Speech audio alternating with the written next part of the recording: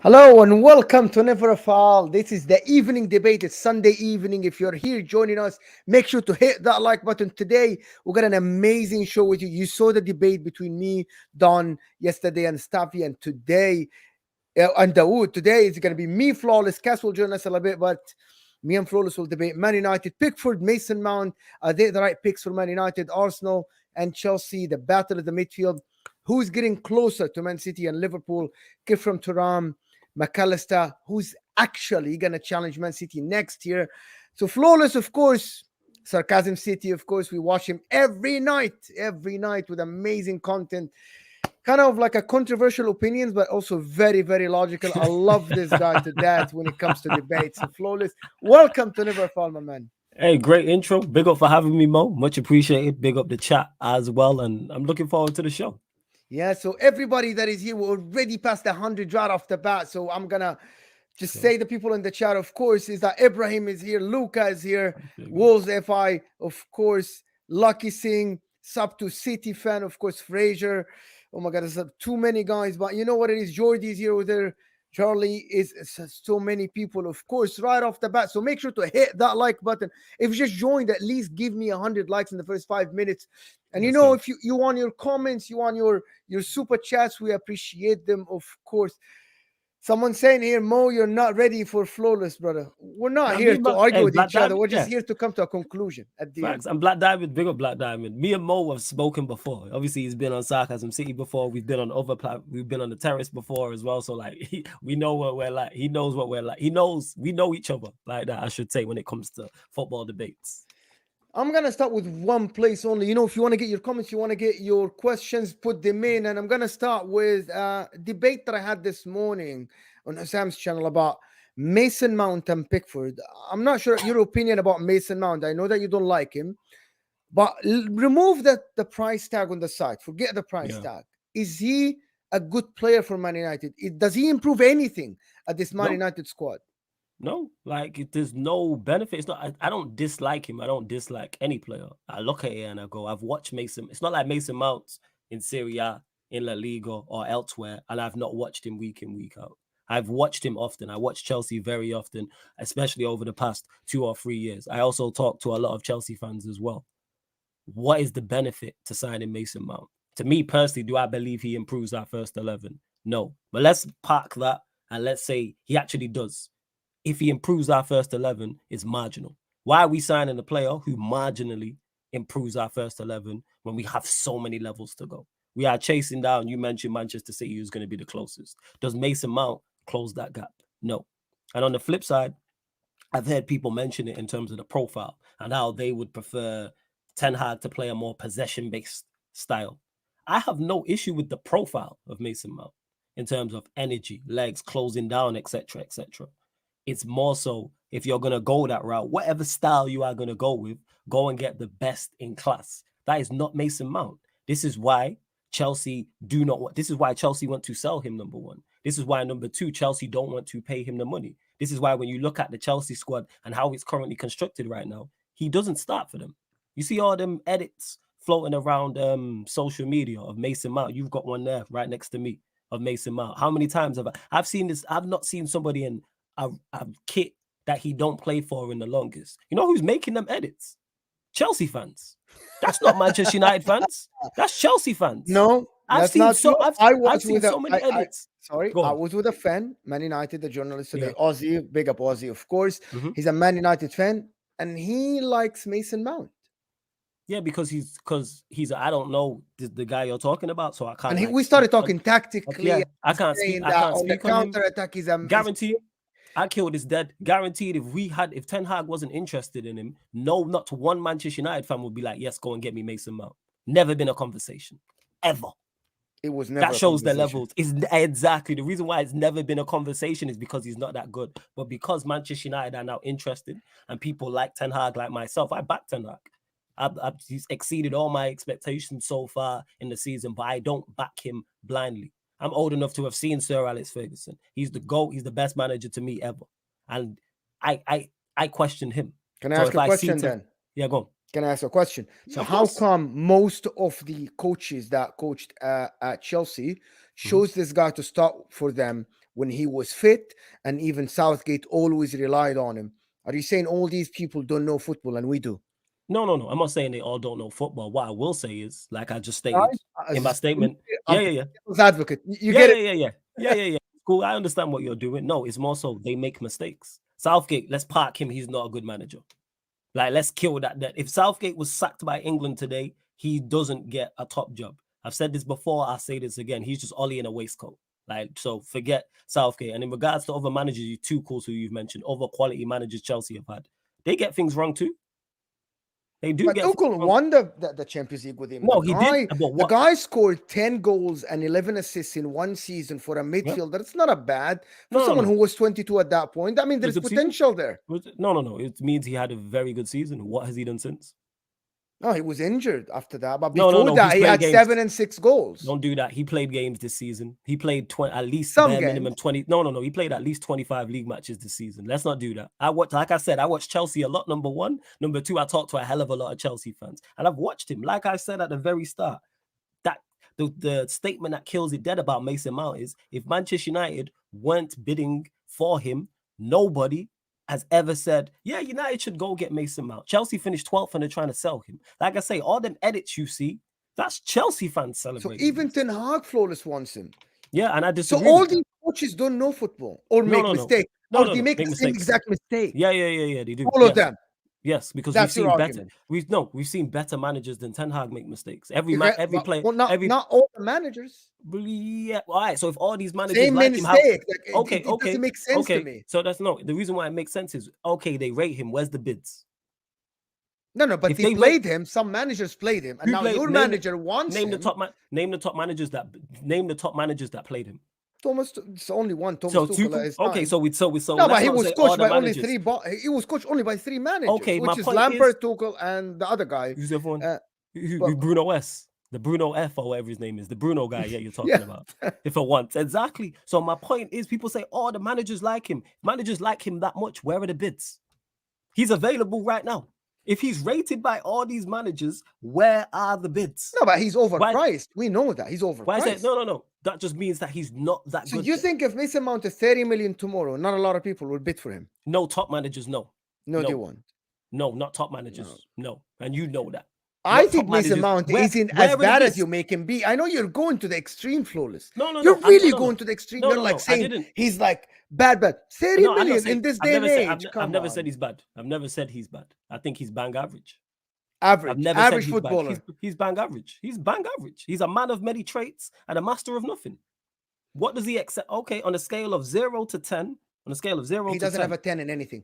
Doesn't. No. Then my point is, you see, what does he excel at on the football? What is he? But by the way, there are a lot of players in the history that didn't excel in one thing, and people would actually argue that they're actually fantastic because they are good at everything, but not to the level that excelling in anything. Okay, so I go to Manchester United. Name a player who started for us week in, week out when we had sustained success who didn't excel at anything on the football.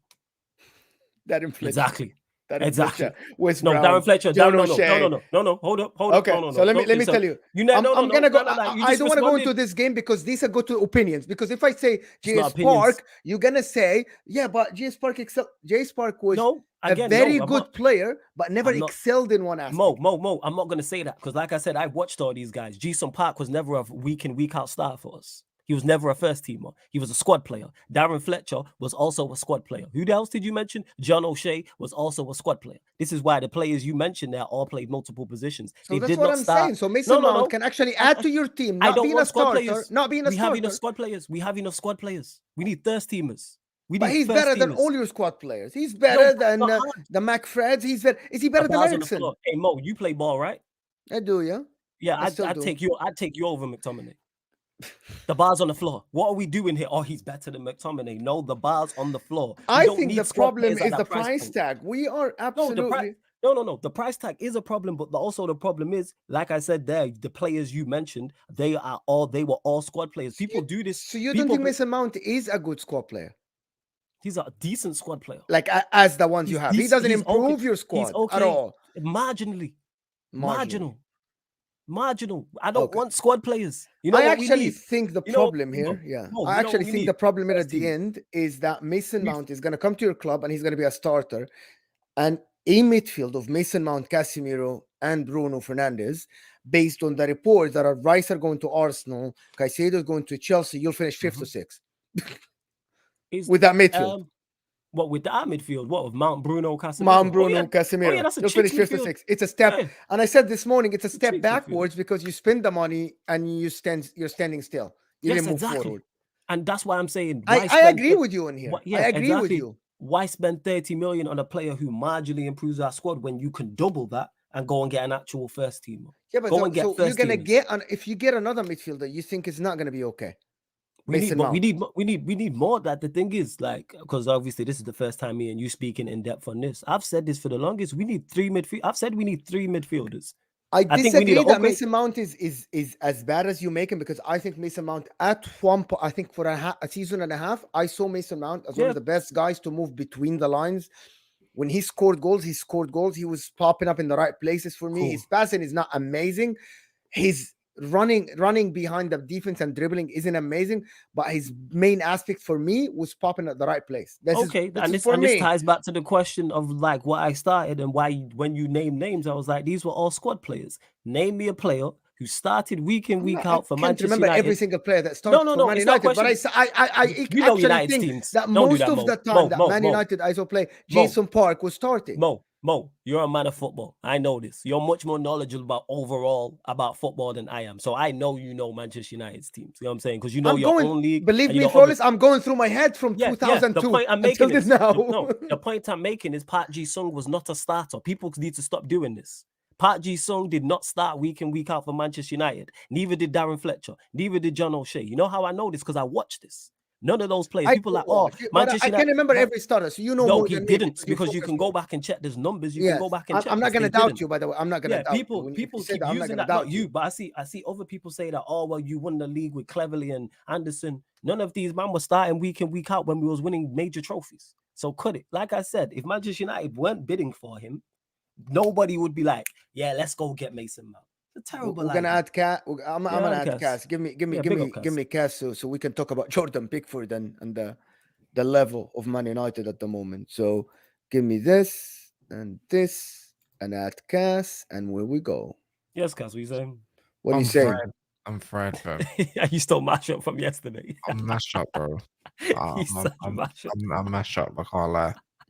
The fact I'm here and I'm hearing Jordan Pickford and Mason Mount in the same breath. Yo, take Pickford take that with a pinch of salt, man. That's not credible anyway. I was talking about this morning. Jordan Pickford and Mason Mount. What is Man United doing here? There is a reason why Erik ten Hag is fuming and upset publicly now. I'm not sure. We thought that Man United project is good, and also Min Jae. And I had this argument this morning, and Staffy kind of reversed it. I said, if Min Jae was going to Man United, there was talk. The reports are there, and we're talking about the reports. And they talked to him about the project. And now Bayern Munich are coming, and they look like closer. That means Min Jae was not convinced 100% about the project, and he saw Bayern Munich project as more promising. There is no other explanation. Maybe it could be. Yeah, it could be. I'm not there to know. You know, I'm just saying. Funny you say that. Apparently, Man United have actually not made any formal approach for Min Jae. That's why it's so easy for Bayern to go get him, because I don't know. That's what I read up upon. Man United, it's just all interest FC at the moment, as we always read every single season. And the thing is, I don't actually care. Like, see, this whole season, as long as we get top 4 and go get me a trophy, don't care, man.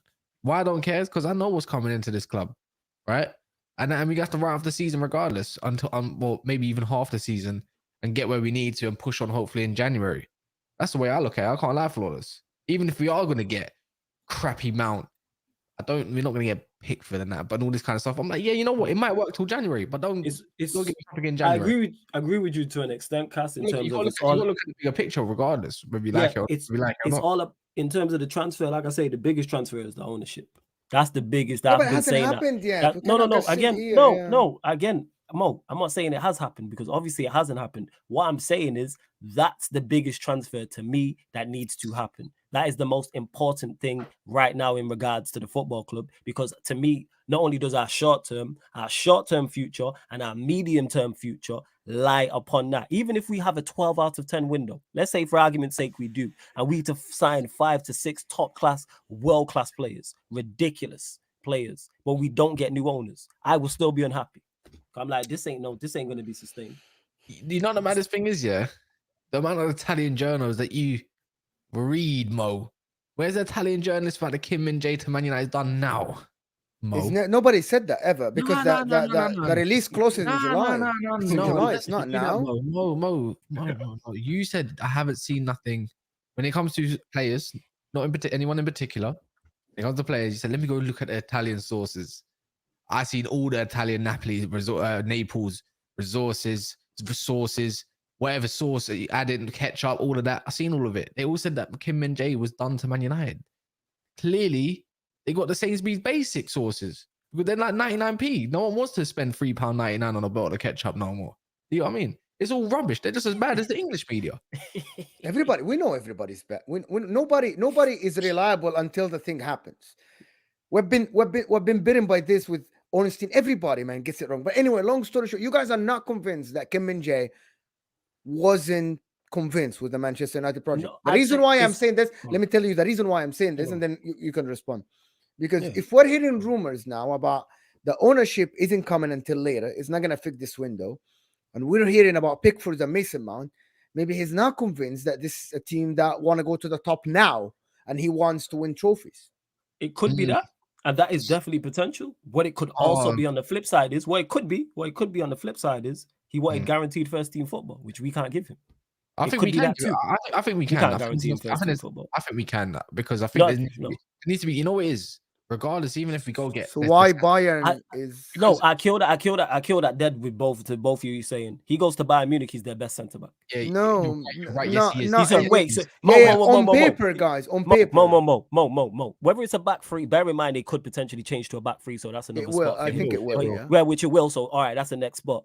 There isn't a centre back right now on paper that is better than Min Jae at Bayern Munich. It can be argued, people.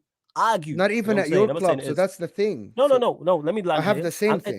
No, it can be argued he's not top 2 for Manchester United. It can be argued that. You cannot argue that about Bayern Munich. So potentially, again, not saying this is gospel. This is just how it could be, people.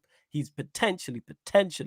I'm saying, like, all right, I'm guaranteed first team football at Bayern Munich. Whereas at Manchester United, I am not. That could be in his thought process. It could be. I think Upper Meccano is a bum. If they get Kyle Walker as well, that's a back three. You got someone that can drive out. You then as well with the ball with two Min Jae.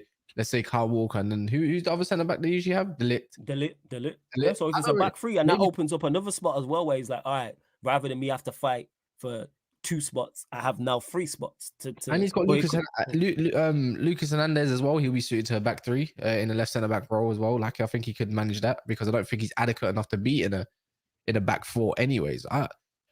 Bayern Munich just doing Bayern Munich things, but it's nothing wrapped up. If this still was so wrapped up by now, we would have heard about it.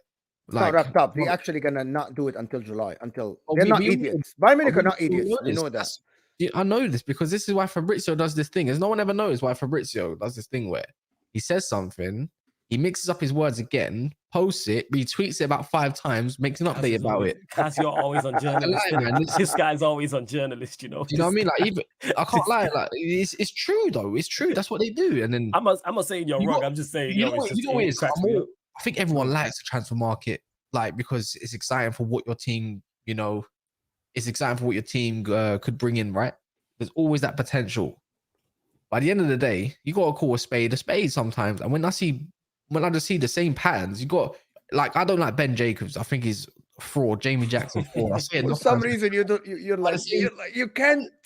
No. But at the same time, you know, Mo, you know, he's like Ben Jacob. He's like, I can't bite this guy. You know what I mean? Yeah. But the whole point is, but you got to keep. Why I do that is because you have to keep the same respect for other journalists, the more credible ones. You got to put the same application to journalists that you do for other frauds so you can piece them together and call them out for what it is. That's the way I look at it, and it's hard not to get drawn in, like even like Man United and the whole takeover and everything. Like you can't help but get drawn in.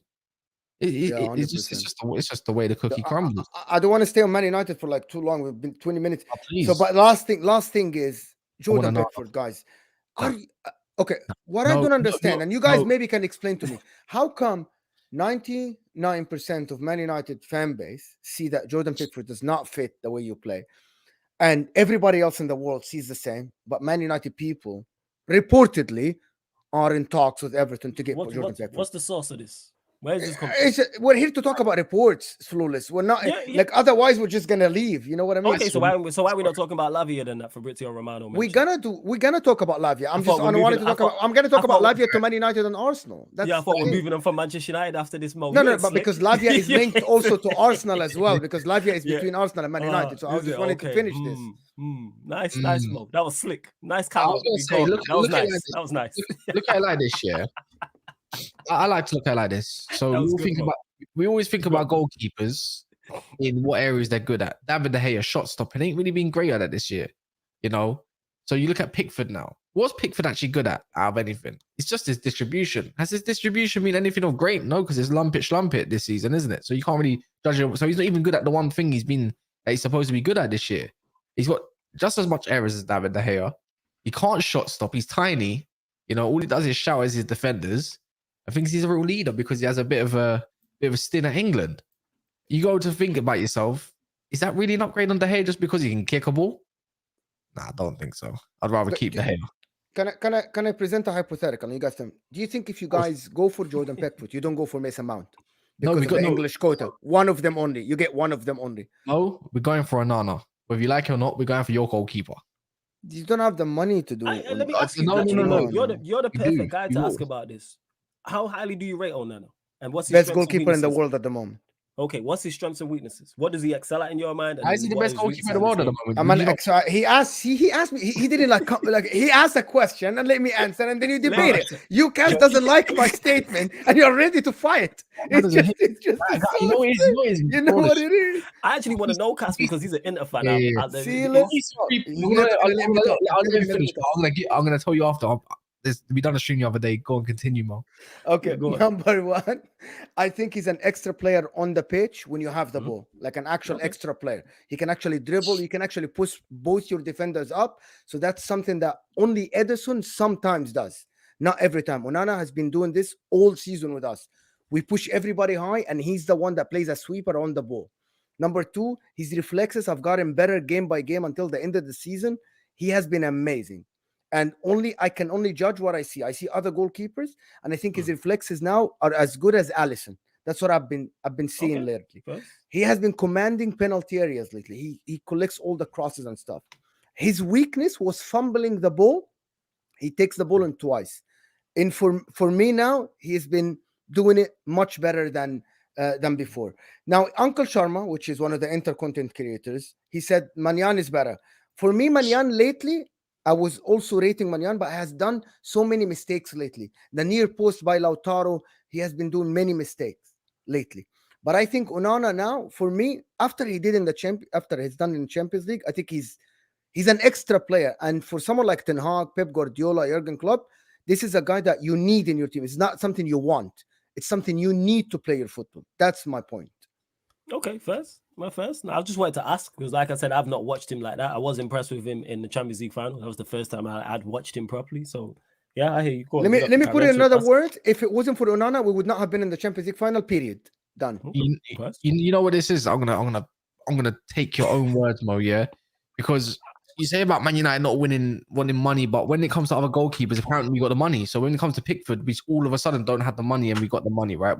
However you value this guy or whatever. Man United, we was only doing a stream a couple of days ago, and we was agreeing that we don't actually really know what Man United's true budget is. And now we also have a budget because we can't afford your goalkeeper. Now, you're doing recency bias. Now, I think if you were going to talk about the best overall goalkeepers, yes, you can put your Edersons, Maignan in there and all that. But you said recently, of late, the best goalkeeper in the world is Ederson. Because of late, in your own words, recently, from what you're saying, I know you watch a lot of Man City, Ederson's been clutch for months. Yep. months. Distribution, shot stopping, name it, been immense, right? So I'm just gonna say like that now, Mo. We're coming for your goalkeeper, whether you like it or not. We're gonna dish out extra funds. It might be a little bit more of a credit check in the bank to go get him, but it's gonna be. So here is my problem with your logic about Onana. Forget now comparison. So we know Onana is a good goalkeeper. You can rate him first, second, third. It doesn't matter. The thing about it is that he's a good goalkeeper. You need at the club. Now my point about Onana is, if you wanted Costa and they said his release clause is too much, isn't that what's reported? Or you didn't want to trigger the release clause? Now Inter said that they want 70 million pounds. They want to sit at the table for 80 million euros for Onana. If it's 50, it's strange to me, because everything reported in Italy is that his price tag is about 70 to 80 million euros. Okay. Or even so, that means I'm gonna go with the middle. So that means 65 million pounds. Are you gonna pay 65 million pounds for a goalkeeper? That's what I'm asking. Is that in your budget? I don't know your budget. What's reported in your budget is that you have from 125 to 150 plus the sales. This is what's reported. I can't sit here and assume something that is not reported. I'm not in the room with them. I only go with the reports. That's it. Are you going to spend half of that on a goalkeeper and then the rest on Mason Mount and then you'll be done? Is that what it is? My brain doesn't allow me to think that much. think that much right now. Sorry.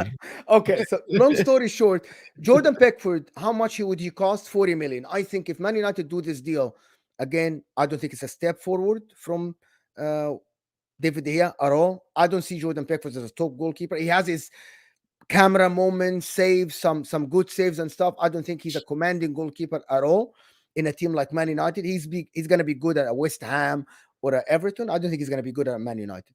I want to move on to Arsenal. Now, instead of going for Declan Rice and Caicedo, now they're reportedly going for Declan Rice and Lavia, which is Man United are linked at. Is that a good midfielder to take a good midfield to take them forward? Declan Rice, Lavia, and Odegaard. Is that a midfield to challenge Man City based on what we saw this year? That's two different questions. Does it push them forward? Potentially, yes. What's a forward? What's a forward flawless? What's a push forward? Just improvement. Because I think, but they were second flawless. They were second. The push forward. Yeah, but this is the point I'm making: is do I believe that midfield is good enough to overtake Manchester City? No. But do I believe that midfield potentially improves them? Yes, it could. That's why I'm not really trying to see them get Rice and Lavia, because I think separately they're good players, and I think together that is good. But is that good enough to topple Manchester City? No, I think they're further away than just two midfielders. They're further away. Arsenal still need more. But based on last year, if Saliba stayed fit, and we argued this yesterday, Arsenal were absolutely fantastic for 30 weeks. It's exactly 32 weeks. This is, I think, this 32 weeks. Yeah. First 19 games, 50 points, on course to 100 points, right? Yeah. Saliba got injured. Players got complacent. They lost the league. Fumbled the league in 5 games in a row. Okay? If so, that means Arteta can work really well with first 11. He did already. History says last year he did. Now they get Rice, they get Lavia. I think it's an improvement on Xhaka. I'm not sure if Lavia is an improvement on Partey or not, because Partey, up to game week 25 to 30, he was really good. He was in touch with Rodri. Fell off. He fell off. He fell off. That was the issue. But do we think he fell off because of Saliba being injured? If your whole team is reliant on one man, you have more pressing issues. And he has a problem. If one man can get injured or suspended or drop a form, and then everything else crumbles in the way they did, because Arsenal crumbled. They bottled it. 110% they bottled the league. So if that's the case, you have more pressing issues.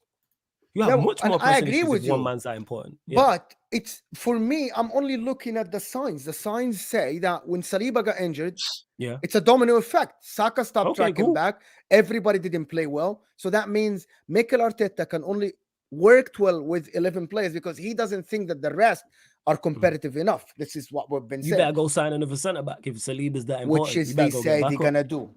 Yeah, they need to do that if that is the case. But yeah, with it, they still need more. Even though that improves them to topple Manchester City, to me, they still need a lot more. Their spine's not good enough. We just mentioned Saliba.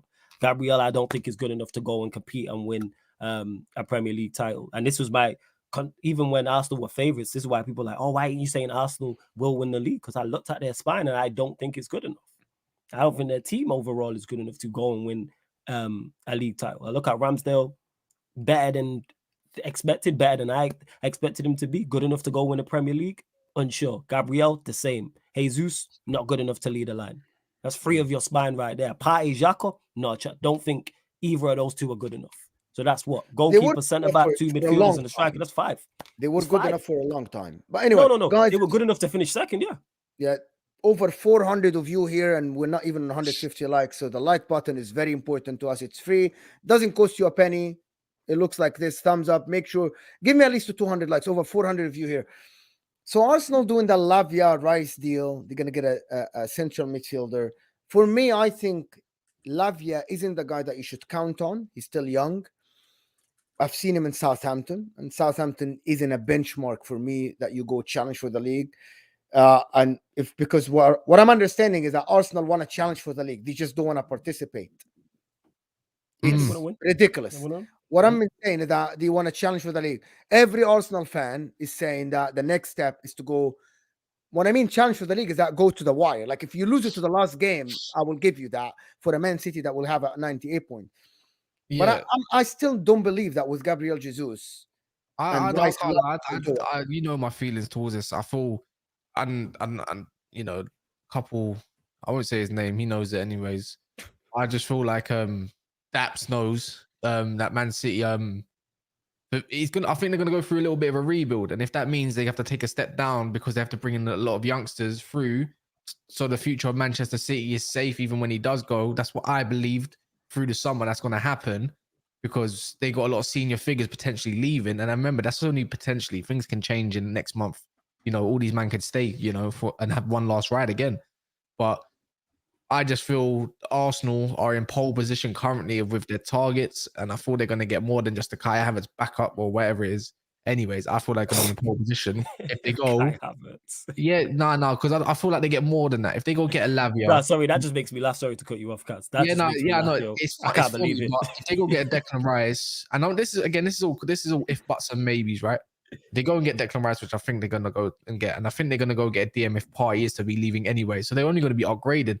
I just feel like if they can just put depth upon that as well, again, these are factors. I think they'll be in pole position as favourites, because we can't just think about the Arsenal that, you know, what you think as well, Mo. Like, just because they messed up towards the end of the season, you got to lose one to win one. Saliba was injured and all this kind of stuff. So I feel like it'll be a factor, and that's just my on it. That's the way. Do you think, Cass? Do you think Lavia is on par with Thomas Partey then? He definitely needs some better coaching, I would say, but he has potential. Partey had a stinker in the big games, but you know, imagine if you have Lavia and Partey to the side from. You're laughing. He's much better than El Nene. He's much better than Jorginho. And then he can learn off him, and obviously Arteta can coach him, and all the rest. I think he can become something. I think just the football that he lacks or wants to play, from the footballer that I can see in him, you know, just I think he'll suit Arsenal to a T. Here's what I'll say to that, in particular, the start that you mentioned, and I've heard other people mention it as well, into Manchester City and them potentially going in a transition. And let's say they do move on the senior players, your Gundogan's, Bernardo Silva's, Laporte's, etc., and they don't replace them. The players they sign to replace them don't hit the marks. It pains me to admit this, but this is just the hardcore facts. City are far ahead as it is. Even City dropping off are still far ahead. And this is what I've been saying when people are like, oh, City won't 4P and because it's hard to 4P and complacency. Somebody has to catch them. Currently, right now, whether it's Manchester United, whether it's Chelsea, whether it's Liverpool, nobody is currently built right now to beat them over Arsenal as well, over a 38 league season. If we all had money, whether it was £1 or £1,000, whatever, to put on a team to win the league, we're all picking Manchester City. You know why? Because they are clearly still the best team. This is what I've been saying. Somebody got to catch them. So somebody has to have an exceptional window, whether it's United, whether it's Arsenal, Chelsea, Liverpool, whoever. So I'm looking at it going, all right, we'll see. I really don't see anyone stopping him. I don't think anyone has that good of a window. Just too many senior figures leaving for me, like the old guard. It's not about catching them. It's just that they will bounce back and they will still be in and around. Not saying, you know, like finishing second or third. I think it'll be a lot tighter this year anyways. There won't be 10 points, 12 points. Here is what I think. But currently right now, none of the teams currently, chasing Man. Okay, so here is what I think a currently realistic right now, scenario of Flawless. A realistic nobody's got scenario. Bell. Yeah, When they got Haaland in the beginning of the year, they started slow. People will say they always start slow, but they started slow to the point that Arsenal was so good that they created an 8-point gap when there was 12 games left. Yeah. Less than actually 12 games left. Is that correct? This is fact. And game week 29, there was 8-point gap when Arsenal started losing points, right? Arsenal now, Haaland is the new factor that came into this team. Also, I would consider Jack Grealish a new signing for them because last year he had a stinker and then this year he improved. Now, as Cass said, a lot of senior figures are leaving. The Walkers, the Laporte, the Gundogans. That's assuming that they're going to, the Mahrez, the Bernardos. The new players that will come in, they will need time. And Pep Guardiola need to adjust his players to that new system, right? If someone is going strong in the market, which is that every indication is saying that even Chelsea are going strong. Man United, not so and so. Maybe Liverpool are getting back to being good. Arsenal. That means if someone else has this 8 points by game week 29, they can get it over the line. They wouldn't fumble because they will have a good market. I hear you, but nobody constructed right now, even with players people have been linked with, are better than Manchester City. Who's the team? But they are better than themselves last year. So Arsenal with Rice and Lavia, they are better than Arsenal of last year. All right, throw Lavia and Rice into the Arsenal team. They are still not better than Manchester City. Nobody said that Arsenal last year were better than Man City. Man City, no, not last year. Started... No, I'm saying this season. I'm saying this season. Like, let's do this. Because you're gonna do it on Never a Foul. You lot will do predictions. Once the window's shut, and everybody will pick like here's. The point that I'm making is even with the Manchester City fall off, somebody has to get good enough to take them over. Nobody right now, to me, is anywhere near them. But Arsenal were almost there. Almost is not exactly, but that's the point. Almost means I can improve and get over the line. I don't know. I don't think if you put Lavia and Rice in the team this season, just going to Arsenal win the league. Take out Xhaka and Partey and put Lavia and Rice in that team. They don't only take out Xhaka, add Rice, add Rice, Lavia. I don't know about Kai Havertz.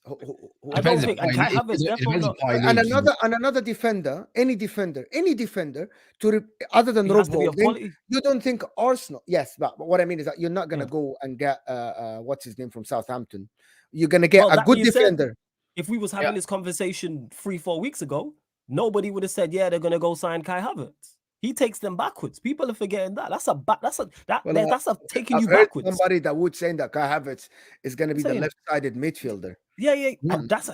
I hope to see that. I swear to God. I hope to see that. Dawood yesterday, big up Dawood, amazing content and everything. But yesterday he said that we started the show by saying that Declan Rice is the left center midfielder. At the end of the show, it was Rice at DM, Havertz is a left center midfielder, and Odegaard right center midfielder. I said you'll lose most of the games because you'll be hit. Left-sided midfielder. The guy don't play left midfield, man. But you know what? Nobody knows where he plays. You know why? Because he's just not that good. Anyway, we're not gonna go into we had this argument about Kai Havertz many times. Can I dip into what? Go ahead. Can I dip into what Flawless said? I think Flawless was saying along the lines about he's more expressing the thought around depth more than what you was saying, Mo. Like he was saying, because it is looking likely, but it doesn't mean it's going to happen. But from the report saying that Partey is seeking maybe a move elsewhere. Now, if you only replace Partey for Lavia and you only replace Rice for Xhaka, you haven't really done nothing. Like you upgraded into a younger players, but then that's younger players again that have to adapt to the system because we have to call it for what it is. Like just like Man City, they're gonna have to adapt into whoever comes into a new system. It might take some time. You know, it does happen. Look at Jack Grealish. Doesn't mean Declan Rice is going to fit like a glove. So, really and truly, Arsenal's main issue is going to be depth. Because if you go into the season with El Nene and Lavia as your DM options, you might as well just and that's them toppling Manchester City. Like, don't get mistaken. I want to be wrong. But I look at Manchester City. They'll go get somebody else. If they sell him for who else should they get to take them over the line? Caicedo, man. It's everything points towards Caicedo. I said in the beginning, me and Cass were talking about Caicedo and Rice together. I think Arsenal will be very competitive and they will be good enough to challenge Man City. Okay, here's the thing: they don't need the 9. They good enough, but you wouldn't put money on Arsenal finishing above them. That shows you where they're at. I don't understand this whole thing They about need they a need a 9. They don't need a They need- 9. I'm they gonna tell need you a- why they don't need. I'll tell Go you on, why go on, why I believe they don't need a 9. It's Yeah, because go on. they only scored a few more goals less, a few less goals than Man City this season alone, even though they had a robot up front scoring 50 odd goals. Well, not in the Premier League, but 30 odd goals or something. So, and we got to remember, Jesus finished the game with season with 10 goals, but he was injured for like 3-4 months. You can't just forget that Trossard is going to be embedded into there. So that's a good enough depth option for either Saka or Martinelli. Now, I think they're a bit weak on the right-hand side. And I think they do need to go get some sort of right winger potentially, because Fabio Vieira does not move me whatsoever. And don't get me wrong, Kai Havertz doesn't move me either. And he might be a surprise, but currently as it stands, it smells of shit. But I don't think they need to, because the way they play, if you get a normal number 9 in this market, when you think about who's really available like that, there's not really much there. So I feel I don't know, because again, it's just going to be, I just feel like when Jesus does play, and I know he doesn't score a great amount of goals, but the way he contributes for what Saka and Martinelli can do in higher numbers, they're only going to get better next season. Come on, man, more than likely. That's why I say they don't need this number 9 just yet. What I'd say to that is the reason why I'm saying they need a number 9 is not solely, do they need more goals from their number 9? Yes, but I'm just saying they need an improvement on that. Can I ask a question, Flawless? There's a reason City. There's a reason City moved him on, and when he played at City, before you go, there's a reason when he played at City, the vast majority of his performances was out wide. He's a better winger. My counter argument for this is that Man City moved towards the number 9, took away goals from the wingers, and they're still the same. So Arsenal went to the City, Man City moved to a number 9 and took away goals from the wingers because the number 9 is scoring enough goals. Arsenal have a number 9 that will allow the wingers to score enough goals that you don't need a number 9 to score goals. I have not seen a team yet, other than MSN and Benzema, Bale, and Ronaldo, to have the number 9 and the wingers score the same amount of goals to contribute. So Arsenal are the model now of Man City a year ago. Okay, 2 things to that. One, you said, what did you say in regards to City? It made no difference when they took. No, it did make a difference to the wingers with the goal contribution. Yeah, it did, and it worked, and they won a treble. But they won the league before as well without a proper. I agree with the last point you said. No, I agree with the last point you said in regards to, you said since MSN and somebody else, we haven't seen a team where Ronaldo, Benzema, when they and also, you know what I'm saying, that Real Madrid front three as well. We haven't seen a team with 2 wingers and a striker all contribute, all create, and all score goals. Should that not be the aim? Yeah, but it should, but nobody has that. I think nobody has that now. But you at least have to aim for that. Why is it this whole thing of, all right, my striker facilitates? And they saw that Gabriel Jesus in the beginning of the season was on course before he got injured to get at least 15 plus goals. He got injured. The point I'm making is City moved him on for a reason. And when he played his best football at Manchester City, he played out wide for a reason. There's a reason he played out wide. I don't think he's a number 9 to score goals, but I think he is a number 9 that will allow your wingers to score more goals than what they would normally. Let me ask you a question. Is he a good enough number 9 to win a Premier League title? I believe they would have won the Premier League. No. So you believe Jesus is a good enough number 9 to lead with the right wingers? Absolutely. Yeah, yes. with the right team. With the right wingers. That's where we disagree. I don't rate Jesus. You don't rate Jesus a number 9. I think Jesus with the proper wingers, you can win the league with him, which is Man City did before. He was never the first choice. He's not a number 9. He's a false 9. He's a false 9. No. Okay, let me just clarify. Manchester City never won the league with Jesus as the main number 9, whether it's false 9 or whatever. They never did. It's not my preference. It's not my preference. He's not good enough. To be honest, if it was my, see, I thought Tony was perfect for them. To be honest, you know. Now, if you're trying to Ivan Tony, that's a different conversation. Yeah, because I just thought with Tony, he can do what Jesus does and score goals. And score goals. And that's also, my point. That's a thank you, Cass. That is the point that I'm making. Go and get both. Assumptions. These are all assumptions. No, but your point more towards your point. Two striker formation. Let Cass speak. Okay, go ahead, Cass. Sorry. No, not all the time. I know you say 3-5-2, but a lot of the time they play 3. They play wingers as well on top of Mbuemo right wing, and then they have Vissa or someone on the left. Tony sometimes just a vocal point, just depending on the team and how they want to set up. Typically against the so-called bigger sides that they're going to struggle more against with possession, they play 3-5-2 because they want to play rigid. And I thought I can give an option. Yeah, I think Tony does, but I think Jesus can win them a Prem. I don't think he can give you multiple as a striker. Because I'll go back to this. That Bale, you had Bale, right?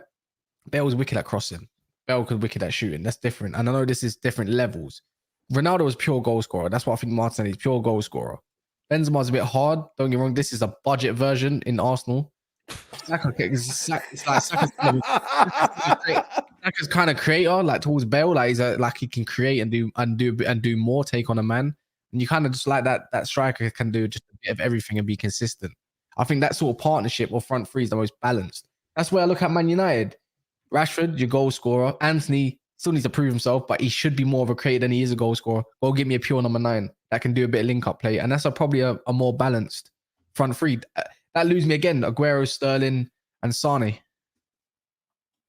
It's the same kind of instance. Like I said, the aim should always be, and I hear what you're saying there, Kaz, you're not wrong. The aim should always be, it should be both. Go get attackers who can also create and score goals. That should always be the aim, is go and get the best. This whole thing of, that's tough to find. And yeah, it's tough to find, but your scouting departments and recruitment are paid very, very well to go and find this. It can be done. Is it extremely tough? Yes. But when you're playing for a Manchester United or you're playing for Arsenal or a Manchester City, you're already in the 1% City of players didn't good do enough. this. Even the mighty Man City aren't doing it. What did City do? Who doesn't create and score goals for them? What about Firmino? Actually, then again, he didn't really win Premier League. So Man City, the mighty Man City, Haaland took the goals from everybody else. So other players didn't score for them? Not this year, not enough. Not as much as Saga, as no, it was no. It was enough because they won a treble. What are we talking about? So yes, it was enough. No. They won what do you enough mean games not to win enough? a treble. Sorry. I said that he took the goals from them doesn't mean. But he also created for them, because this is the thing that people forget with Haaland. People have this misconception of, if you're not a number 9 who doesn't drop in and get in the midfield and that you're not contributing. When you're making runs, you know what I'm saying, and you're not getting the ball. When you are making and Haaland does this a lot, when you are making multiple runs and not getting the ball, you are creating space for others. That's a part of creating. But because you're not dropping short, I'm saying, and playing 1-2s, I'm saying 25, 30, 35 yards. Who scored more, City wingers or Arsenal wingers? Who scored more goals? I'm not sure. Who did? Arsenal did. Like okay, Arsenal that's well and cool. Scored more goals. So that's not work on that. How many trophies did Arsenal win? No.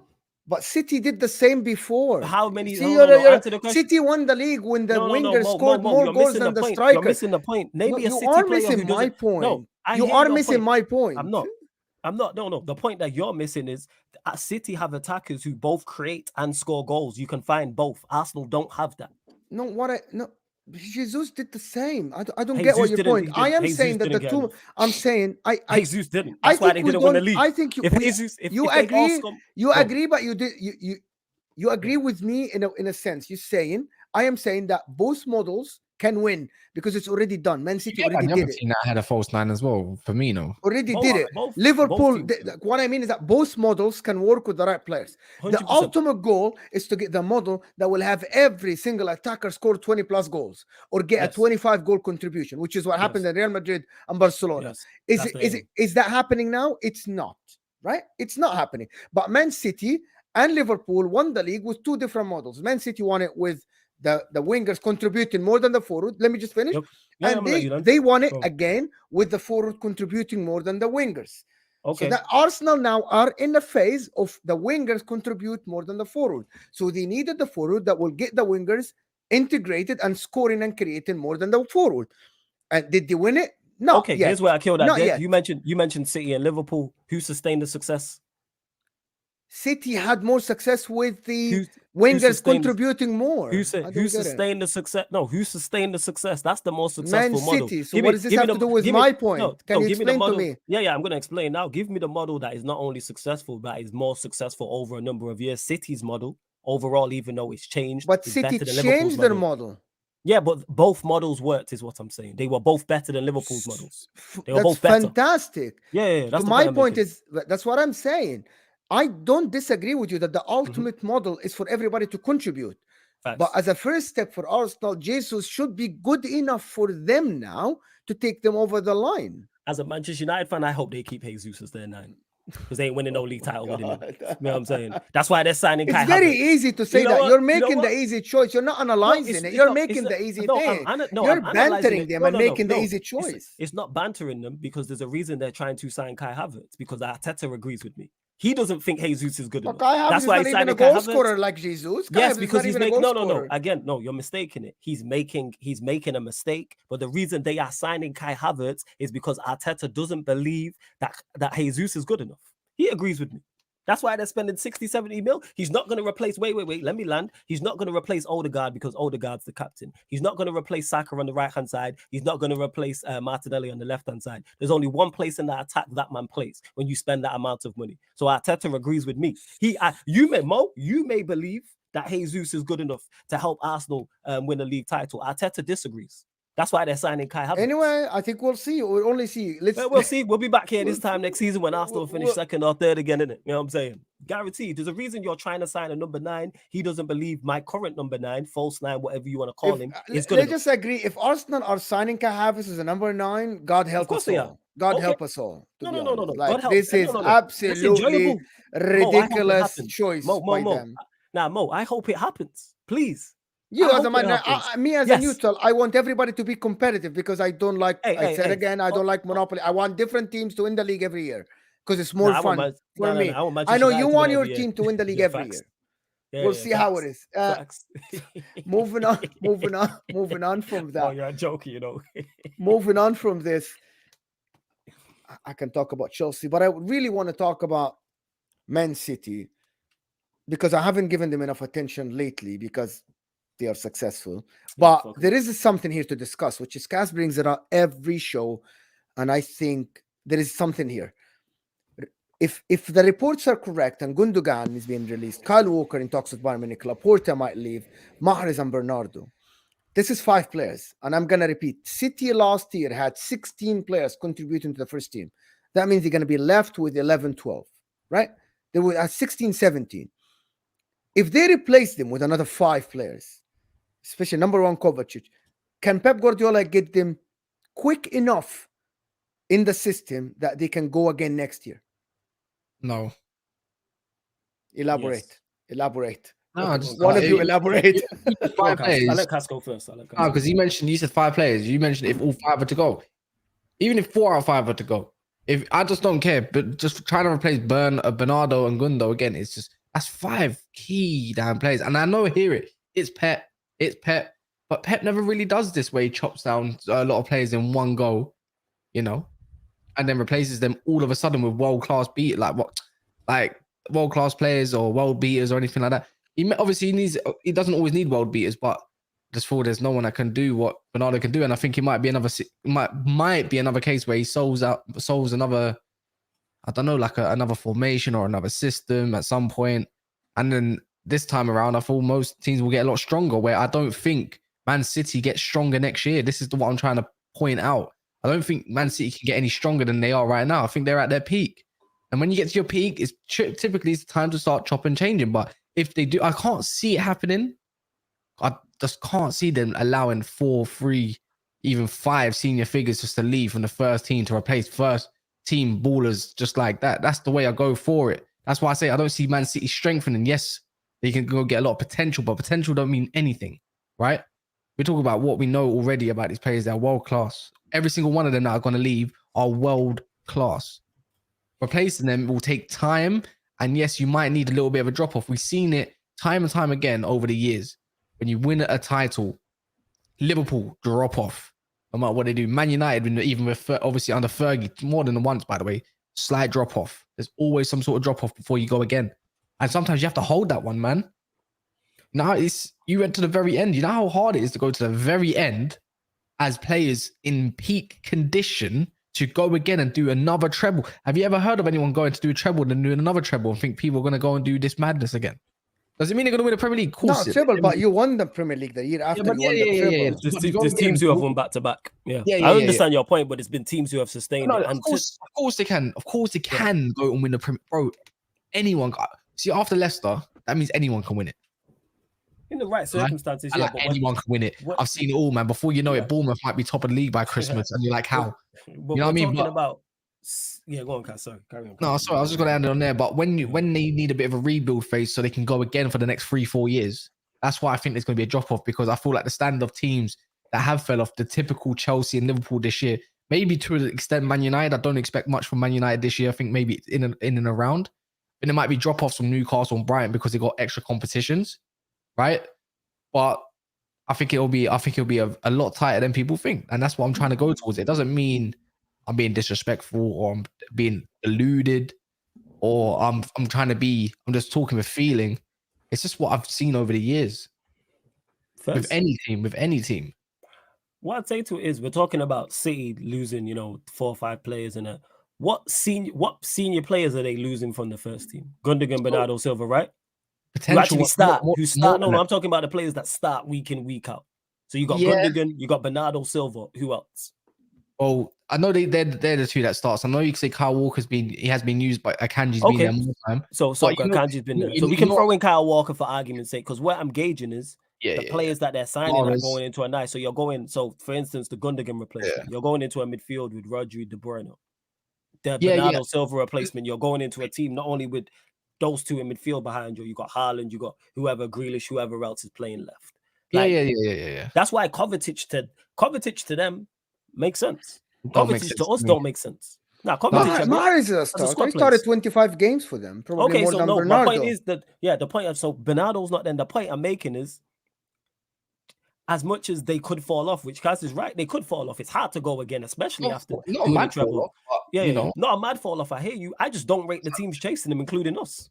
Yeah, I don't rate these sides. Do we think Man City fell off in the beginning of this year? Yes, and they still won the league. Bro, yes. If you go back even before when they won the league, they fall off at the start every year. This year was a bit of a harder fall, obviously. So do it. I find this year in the beginning of the year, I was looking at Man City and I'm saying, yes, you didn't start correctly the years before, but this year looked different. Until Pep changed the system they play and changed the way they play, I thought they were different. They looked different. The players at some point didn't know what to do. There was a lot of holes in the team at that time. Until people came back, I think he needed everybody to be fit. The John Stones, Kyle Walker, even Diaz to be fit. And then he integrated his system and it worked. It worked perfectly because they won every single trophy they can win at that time. I'm not sure. To be honest, I still think that other teams should strengthen and they should have hope.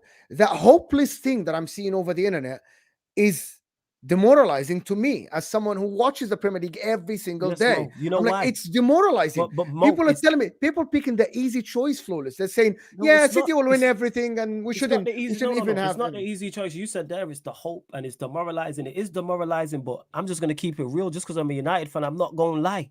Nobody is anywhere near them currently right now. Even them falling off, there's nobody close. There's nobody close. There isn't. It's not like there's a Liverpool of old who you can say, like when Liverpool finished a point behind them and say, like if that Liverpool was about, I'd be hearing this argument. Arsenal finished second. I don't rate Arsenal's team like that. Their spine is nowhere near strong enough, and we've seen that. That is probably the best opportunity they will get to win a league title. How much more? You had the best ever start in the Premier League. What was it? 50 points you said in 19 games. In 19 games, which is a record, and they still It's a record. They would of course 100 points. Are Arsenal going to match that this season? Probably not. We don't even know if they're going to be better. I feel like they will be. So you reckon Arsenal are going to go record back to back again? 19 games. Bro, I don't know if they will, but I don't think they will. I feel City will drop off at the start of the season. I don't think that happens to any team. No. In their lifetime. Not in lifetime. Again, I hate talking like this, but it's the reals of it. Like they are the best team in the league. But you're not even thinking of stuff logically, bro. Like not only they're going to stop. I feel they're going to stop at the start of the season. Yeah, they're going to do a lot of catching up. A lot of their stars that they've been called upon are already going onto international duty, right? Not only of that, they got a Super Cup, they got some Intercontinental Cup thing as well, and they've got what's the other thing called a Community Shield? I'm pretty sure Arsenal will be looking towards and everything. And then they got all the rest of the Premier League fixtures. Then you got Champions League to think about. It will come up in September, and then you get your break, and then their pre-season will come again. That's exactly what happened to Liverpool when he went all the way, went on to do the thing again, and they dropped off at the start of the season. It took them a long time to catch up. And that's why I feel like when Man City might have this time around, Kovacic is no good enough replacement for Gundogan. He's not good enough as a squad player. He's not. No. He's Hold not on, him. guys. I think you're wrong. Liverpool But- actually were top of the league until Van Dijk got injured. Yeah, but what I'd That's say the to year that is, after. Cass, what I'd say to That's that is, what happened. but Cass, the thing at the is, start of the season fell off Yeah, from the get-go. What are you but on Kaz, about? the thing is, I am thinking Maybe about I'm this wrong, logically maybe because you agree with me. Because at the start of the season, when we all do our predictions, we're all putting Manchester City first. Actually, no. I don't think a lot of them did. Okay, then this is good then, Cass. Who you putting first? No, right now I've been Depends on consistent. the window. Flawless. Again. So somebody has to have a phenomenal window, but we're A talking lot of people, about right now. did put Liverpool there as well. You know. Okay, but I know you're not putting Liverpool there. I know I'm not putting Liverpool there. Yo, yet. but also, what are we talking about? Me, you, and Mo. If we do I'm not predictions putting right now, Liverpool there. no. If we do, but let's do this. If we all do predictions right man. now, we are all putting Manchester City. Okay, top so of the if league. Arsenal get a striker, if Arsenal get Rice, Lavia, a striker, and a centre back, what happens then? Who's the striker? Kai Havertz. Yeah, exactly. Yes, exactly. Kai Fuck off, Kai bro. Havertz. You're putting us in a corner. You're telling us Kai Havertz. It's Kai Havertz. This is the point that I'm making. If we all do predictions right now, and we do predictions when the window closes, unless somebody has an amazing window, Okay, window, we are all what about picking Chelsea? City first. Caicedo, Osimhen, Who's the and also there are some Osimhen, Caicedo, and Nkunku, and they have already Badiashile. One game a week. One game a week. One game a week. Here's what I say to that. Here's what I say to that. You know what I'm saying? The team sounds well and good. Do I trust Poch to beat Pep to a league title? Absolutely I said no. Exactly. I said, none of us are putting no money on that. None of us are betting anybody. None of us do you are want going honesty? to the The only bookies. team I'll put money on is Arsenal if they get the right window. Again, the right window. Okay. Do you know what I mean? Let me just tell you something. Yeah, go on. Yeah. Even without Havertz, forget Havertz. With Saka, Jesus, they're signing Havertz.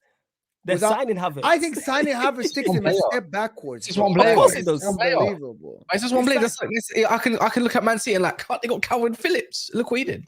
But that's you're being disingenuous there. No, but it's still Nketiah that's still in front of him. He's not half bad. But you just mentioned Calvin. Calvin Phillips doesn't start week in, week out for. Yeah, but who says Kai Havertz is going to start week in, week out? I said for that money, where did you predict Arsenal to finish last year? I think fifth. And look at that.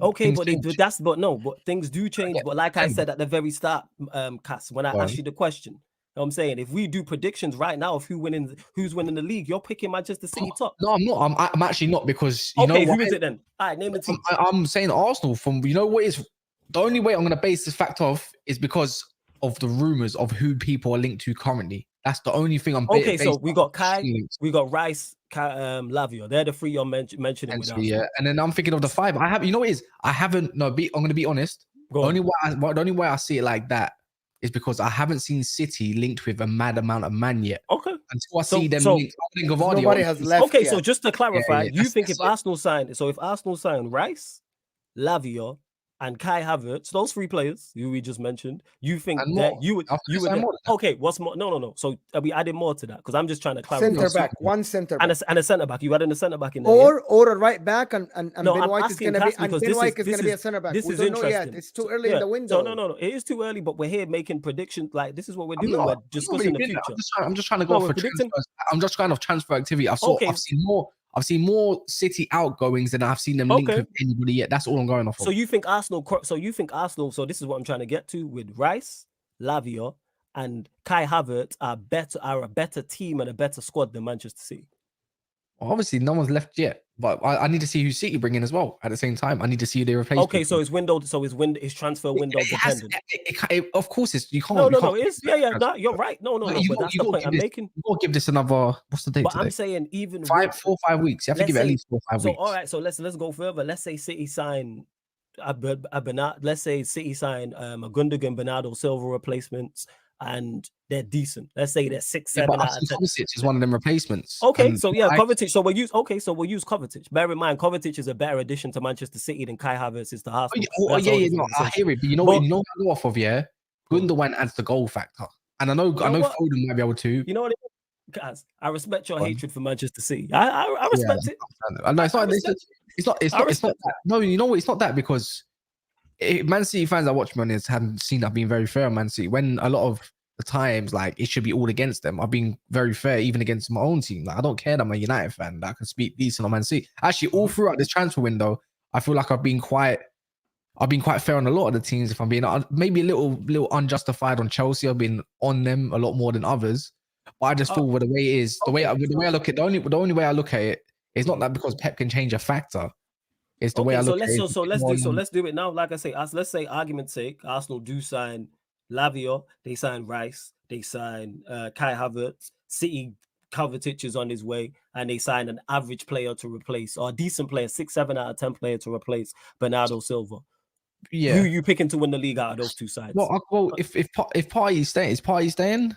Yeah, let's say Partey's staying for example. Let's say Partey's staying. Yeah, let's say Partey's staying. I can't deny what I've seen. Like against Saliba, that's massive. When they're injured, he's injured, innit? But I'm going off the fact of the backup to Partey's Lavia, not El Nene or Jorginho. You know, Xhaka's there is a major upgrade on Rice there is a major upgrade on Xhaka, major, and I think they can fill in that role however they need to, and I think that's great depth and quality like in there if you're going to keep it like that. I think the backline is still great. Look at how many goals they concede. Like we can't ignore the fact that Arsenal was so good that we forget how good they really were. We're only thinking about the last part of the season. 8 games.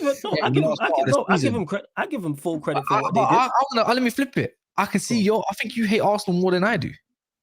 Absolutely. Okay, can we move on from this Arsenal? But before we continue, no, I do, but I dislike everyone. But that doesn't, like I said before, I'm looking at it here logically because, like I say, I hate Manchester City also. So it's not a question of dislike or not. I'm looking at both managers. I look at both the 11s. I look at both squads, and to me, there's no debate whatsoever.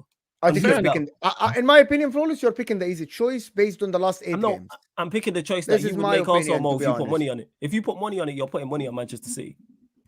Yeah, I actually, based on the windows, I would put money on Arsenal. Yeah. Okay, I'll take that bet.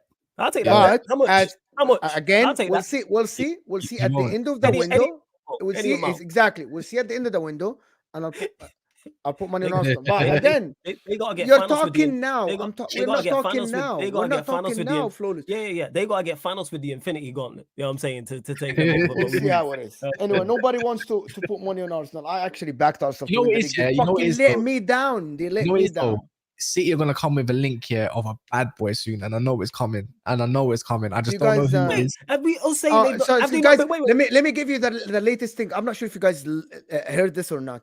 What's his name? Allardyce said on a podcast that he thinks that Declan Rice is actually going to Man City because he thinks that actually Calvin Phillips is going to West Ham. And people asked him, and it was him. And I can't remember who was it with him. It was what's that Tottenham guy that used to coach Tim Sherwood?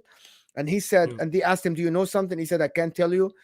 Again, he did an ITK thing, but it makes sense that Calvin Phillips goes the other way and Declan Rice goes that way.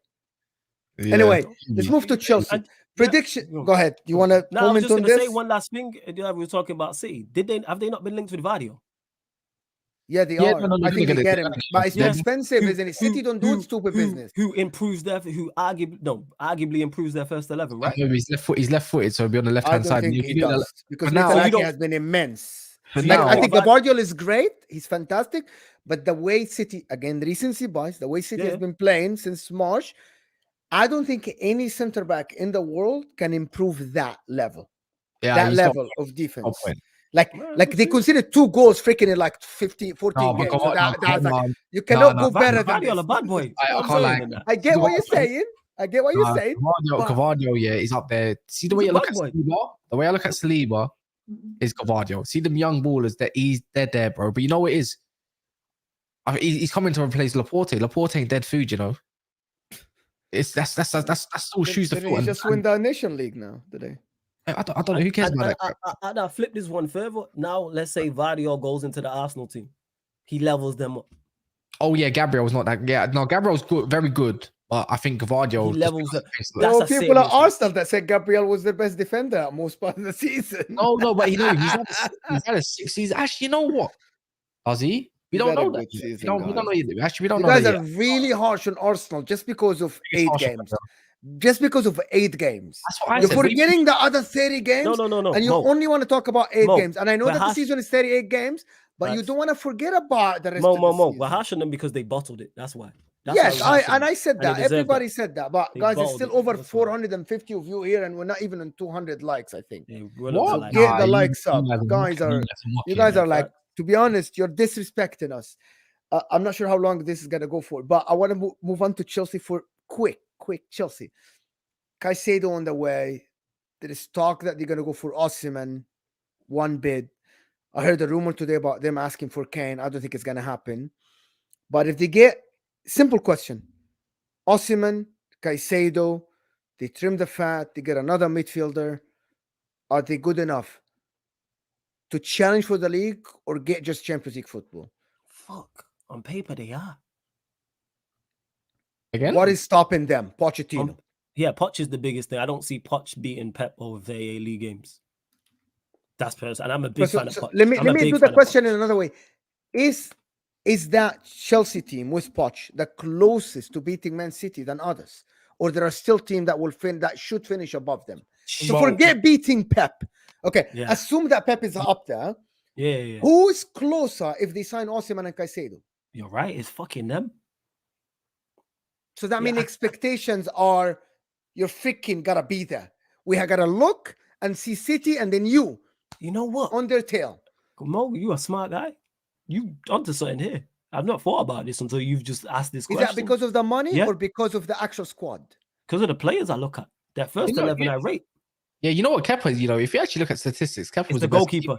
They need a Yeah. goalkeeper. They Yeah, need they a do need a goalkeeper. goalkeeper. Yeah. Their backline's fine, but they still need a striker. I don't That's know why who he said Osimhen in his question. Oh, if they get Osimhen. Yeah. We will Yeah, sign they a got Osimhen. striker, guys. This.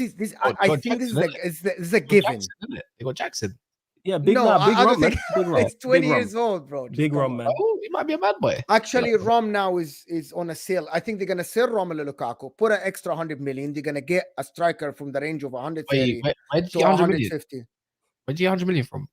For They're Lukaku? gonna put 100 million from their pocket. Oh. They're gonna sell Lukaku for like 30 to 50, and they're gonna put 100. Well, they I might think be- this is what's gonna happen. Well, hopefully Man United reject the bid. Get their bid rejected tomorrow, or something like that, man, or whenever it is, and then they can keep Mason Mount for a year, man. Just do it. Because Chelsea might be gonna look if they sign let's say hypothetically they do sign a goalkeeper. Their back line looks decent, especially the centre backs, right backs. You got James, you got Gusto. Yeah, you got the midfield. We mentioned, let's say they do sign a Caicedo, you got Enzo there, and then obviously they'd probably need more depth, and then you got Nkenku in the 10. Let's say they do get a bad boy striker. Wingers, you got Sterling. They're a little The light. wing is not bad. The wing is not even bad. I like that Chukwuemeka, and I like In terms, Madueke, I like him as well. In terms of who's closest to Manchester City, it might be Chelsea on paper. On paper, people, with the signings Mo said. I think that's a joke, but fine. Mm. It should be a joke because of the amount of money. It should be a joke. It shouldn't be allowed to do that. And I said it to the Chelsea guy yesterday. This got stopped by the Premier League, by the way. What got stopped? So they were meant to get some sponsorship thing or something along the lines. No, that's Paramount Plus. They actually rejected Paramount Plus today. They rejected Paramount. Oh yeah. No. The Koulibaly thing. I read okay. They're closing for the was it £20 million? I think that got rejected. I don't know if that was someone putting up a crap thing about Al Hilal trying to get them. Apparently they want more money. I think they can get more money out of Koulibaly. Yeah, if freaking what's his name, Ruben Neves goes for £50 million, of course Koulibaly is gonna go more than £20 million. Yeah, that's what I was thinking. I think they got rejected. I'm pretty sure he got rejected. I might be wrong on that one. Oh, the Paramount thing, the Premier League thing blocked that. Yeah, they got that blocked because that was going to be a major boost, by the way, to the actual overall activity as well. Yeah, I think so. Yeah.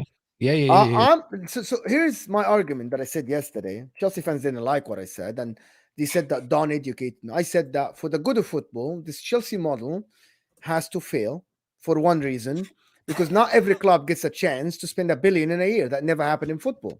Never. Shit, $1 billion a year, it never happened in a year. And I said that because Chelsea, as we talk about Man City hitting the jackpot and then getting bought, if the war didn't force, if the war didn't happen and Abramovich wasn't forced to be sold, where is this money coming from? You are in debt. You weren't going to be able to rectify your mistakes that you did over the past 3 years. I didn't even look at that. I didn't even look at Ziyech, Mendy, and Aubameyang, and then Koulibaly. Yeah, they're milk that, bro. They're milking the Saudi league, bro. They're milking the Saudi league. I'm about to watch Al Hilal next season, man. It's gonna be on Sky Sports Sunday, 3 o'clock games. Saturday, 3 o'clock games. It's Saudi league, guys.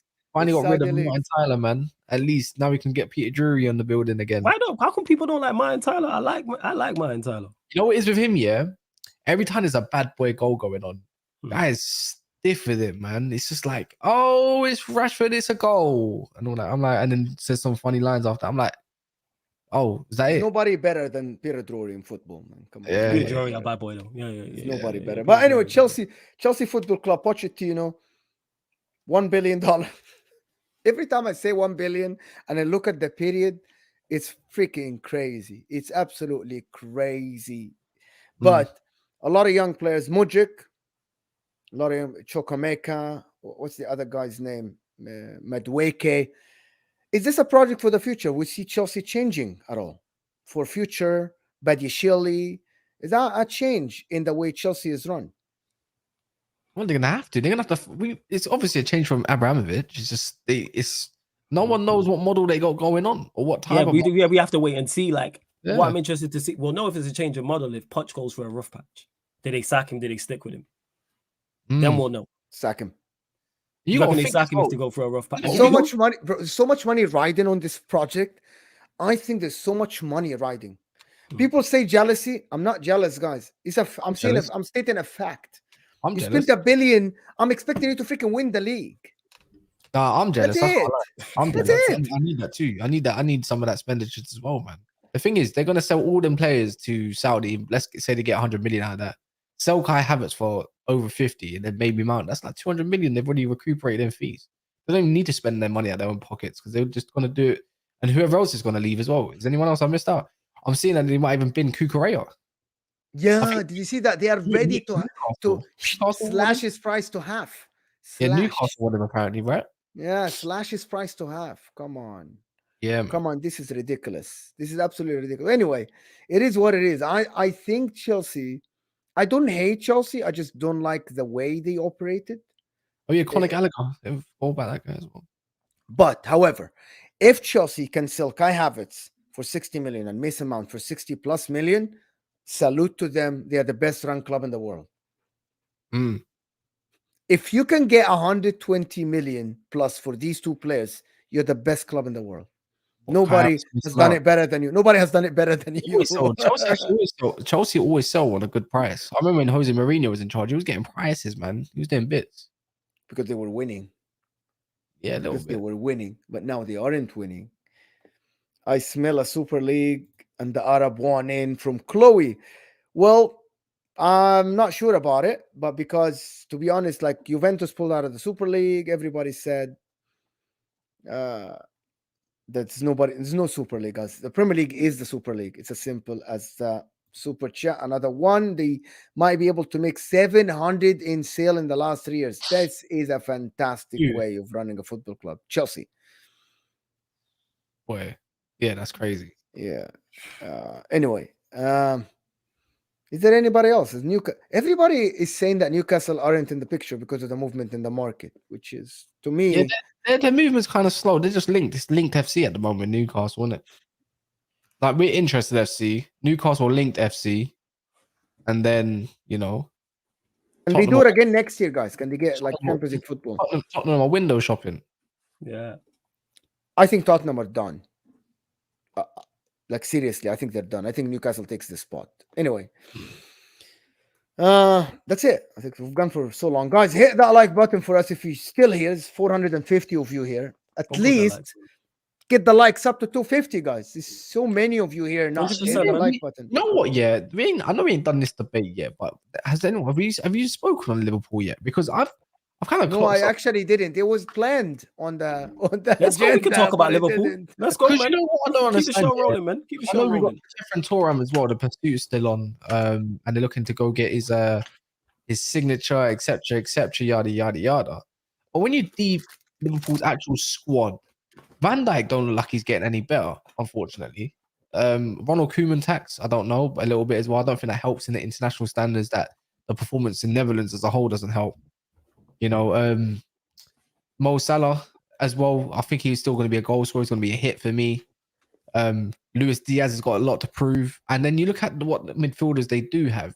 And yes, they got McAllister. And yes, they're looking for two midfielders, again, that will have to adapt to Klopp's style, which won't be hard if they have those attributes, I don't think. But then I look at the depth and I think it's smelly, man. And everyone's talking about Trent playing on the inside, but I just don't see it. I can see him going back to the 4-3-3 and maybe sometimes using him in that inverted role. I mean, we could all see from about ages away that Trent needed to be helping out that midfield because he couldn't control anything.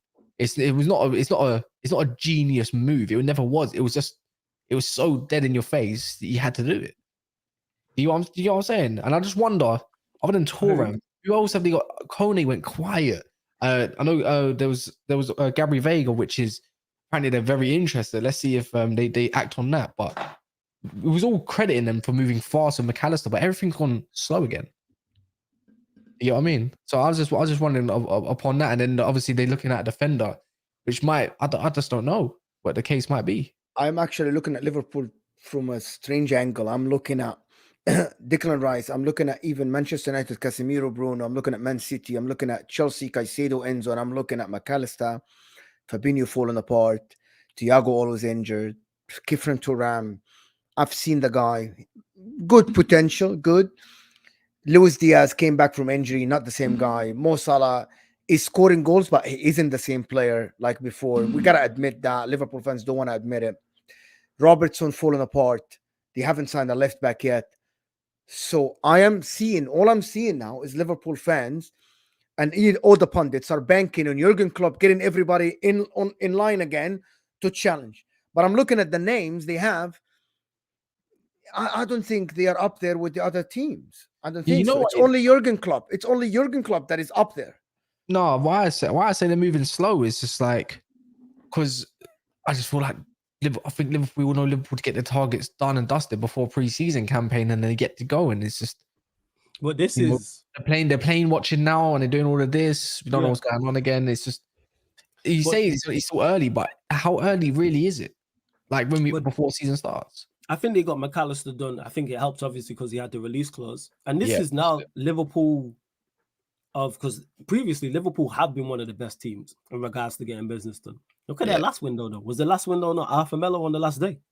I mean, serious. So this is now they've gone away from, for whatever reason, I don't know if the hierarchy's changed. They've gone away from that model of doing deals quickly and doing deals well. They had a bad window last summer. This summer, McAllister, cool. You give him credit for that, good player. And like you said, there's been nothing else. So maybe this is just a new them now. Maybe this is how they do business now. And gone are the days where they would go and have a fantastic window and get 4 or 5 players and then they would all hit.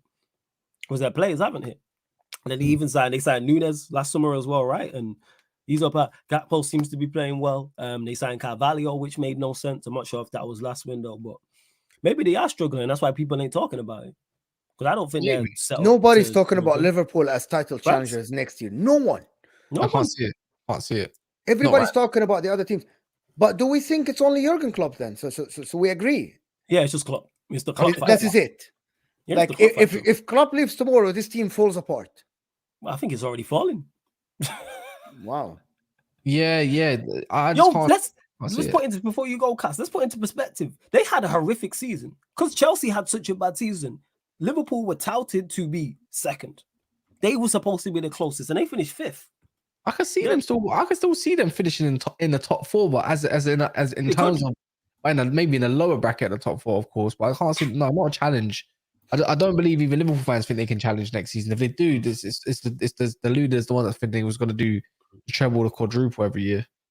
I think it's Jurgen Klopp. Again, I will never. Jurgen Klopp sometimes have this thing that he gets players playing, and they win games. I've seen it before. So I wouldn't count it out. He's not going to win the league, but he can get them winning games. And Jurgen Klopp is, I don't know, the guy's a genius at some point. There are things that he does that nobody else does. Like the way he elevated the likes of Robertson, Henderson is ridiculous. Is absolutely ridiculous. I'm not going to count him out, but looking at the other teams, I think they're improving and they're not. Liverpool aren't improving. They're improving on the shit that they were in the last season, but they aren't actually improving to the levels of the other teams. There's a big gap between them and the other teams. Anyway, guys, I've been here for an hour and a half or something. So flawless. I think this is gonna go to your stream. Yeah, it is. You know what? I'm gonna actually start early since it's gonna go live right now. Let me actually go live on this early. We'll do So it yeah, early. guys, stay here. You're gonna go to flawless stream. What is the stream? So Oh, so it's the sports. So for those that haven't seen it, the Sarcasm City Sports Q&A. So myself, my panelists join. Mo's been on one of them as well, and yeah, Mo has been on one of them. And we just answer questions from the chat people. So we just answer sporting questions. So it's not specific. The audience run the comment section. You lot run the show, and then that's where it goes. And it's not the controlled chaos over on Sarcasm City TV. But yeah, big up for having me, Mo. Always great talking to you, man. All the time. Cass, of course. Always good seeing Cass as well. And big up to the whole, Never a Foul gang. You man doing great work over here. So thanks for having me. I appreciate it. Thanks everybody that watched us. We really appreciate you guys. Hit to Flawless now and make sure to subscribe to his channel. Give him a like on that channel. And we'll see you tomorrow with probably Monday. Gonna be a busy afternoon with a lot of news. We're out of here.